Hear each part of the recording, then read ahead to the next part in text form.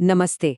आज हम बात करेंगे एक ऐसे हथियार सौदे की जो दक्षिण चीन सागर का पूरा गेम ही बदल रहा है। और यकीन मानिए, ये सिर्फ मिसाइलों की कहानी नहीं है। ये एक नई तरह की कूटनीति, एक नई डिप्लोमेसी की शुरुआत है। तो चलिए, एक बहुत ही कॉम्प्लेक्स टेक्नोलॉजी को समझने के लिए शुरुआत एक सीधे साधे सवाल से करते हैं। ये कोई ऐसा वैसा हथियार नहीं है जनाब, ये है एक सुपरसोनिक क्रूज मिसाइल। मतलब ये आवाज की रफ्तार से भी लगभग 3 गुना तेजी से उड़ती है। अब आप सोचिए, इतनी तेज कि ज्यादातर डिफेंस सिस्टम्स को तो पता भी नहीं चलेगा कि हुआ क्या। और सोचिए जरा, क्या होता है जब इतनी खतरनाक टेक्नोलॉजी दुनिया के सबसे ज्यादा तनाव वाले इलाकों में से एक में पहली बार नजर आती है। तो बस आज हम इसी की बात करने वाले हैं, ब्रह्मोस मिसाइल और दक्षिण चीन सागर में इसकी धमाकेदार एंट्री की। अच्छा, तो चलिए सीधे मुद्दे पर आते हैं। ये सब शुरू कहाँ से हुआ? ये शुरू हुआ इस इलाके के सबसे बड़े मिलिट्री अभ्यासों में से एक से, जिसका नाम है बालेकतन। देखिए, फिलीपींस और अमेरिका मिलकर हर साल ये ड्रिल करते हैं और ये हमेशा से ही बहुत बड़ी होती है। लेकिन इस साल बात ही कुछ और थी। क्यों? क्योंकि इतिहास में पहली बार फिलीपींस ने अपना सबसे नया और सबसे घातक हथियार मैदान में उतारा, ब्रह्मोस मिसाइल। हाँ, और यहाँ एक बहुत ही जरूरी बात समझने वाली है। फिलीपींस ने असल में मिसाइल चलाई नहीं, उन्होंने किया एक सिम्युलेशन।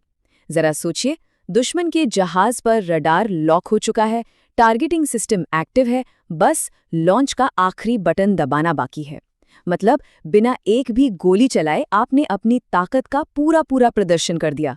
एक बहुत ही पावरफुल मैसेज है ये। तो अब कहानी और भी ज्यादा दिलचस्प हो जाती है।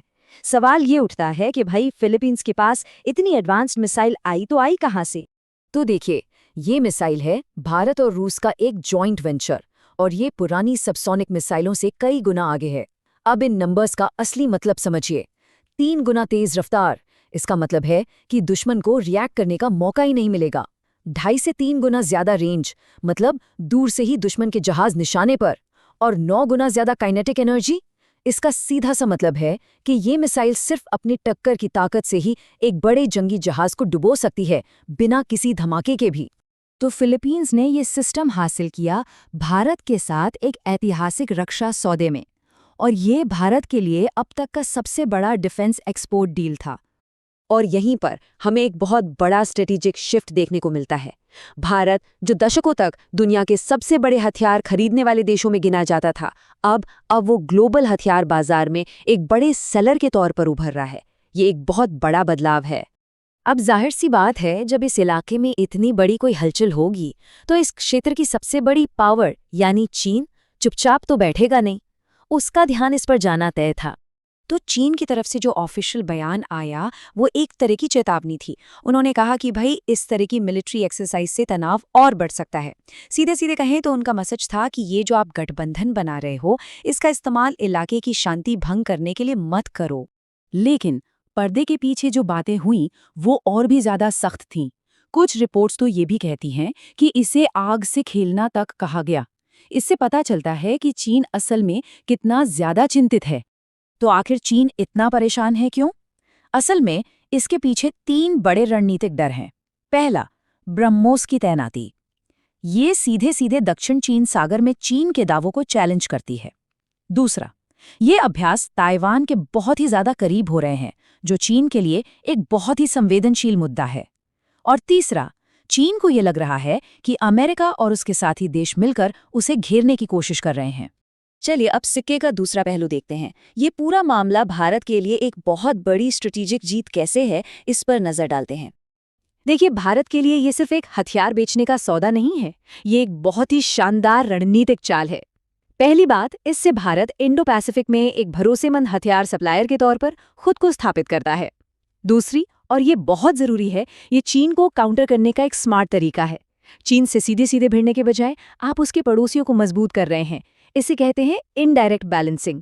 और तीसरी बात, इससे फिलीपींस जैसे देशों के साथ भारत के रिश्ते और भी ज्यादा गहरे हो रहे हैं।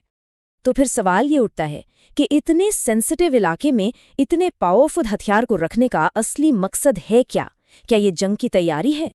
नहीं, इसका जवाब सिर्फ एक शब्द में है, डिटरेंस, यानी निवारण। ये मॉडर्न डिफेंस स्ट्रैटेजी की बुनियाद है। इसका मकसद जंग छेड़ना नहीं, बल्कि दुश्मन को ये समझाना है कि अगर हमला करने की सोची भी तो उसकी कीमत बहुत बहुत भारी पड़ेगी। लेकिन ये भी उतना ही सच है कि जब किसी तनाव वाले इलाके में और ज्यादा हथियार आते हैं तो जाहिर है रिस्क भी बढ़ जाता है।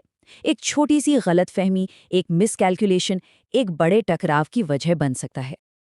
और यहीं पर आकर हम एक बहुत बड़े सवाल के सामने खड़े हो जाते हैं। क्या ये सिर्फ एक और मिलिट्री ड्रिल है, या फिर ये इंडो पैसिफिक में एक नए कोल्ड वॉर की खामोश शुरुआत है? एक ऐसा कोल्ड वॉर जिसमें भारत एक नया और बहुत ही शक्तिशाली खिलाड़ी बनकर उभरा है। जवाब चाहे जो भी हो, एक बात तो बिल्कुल साफ है, इस बड़े शतरंज की बिसात पर भारत ने बहुत चुपचाप लेकिन बहुत मजबूती से अपना एक नया और पावरफुल मोहरा आगे बढ़ा दिया है।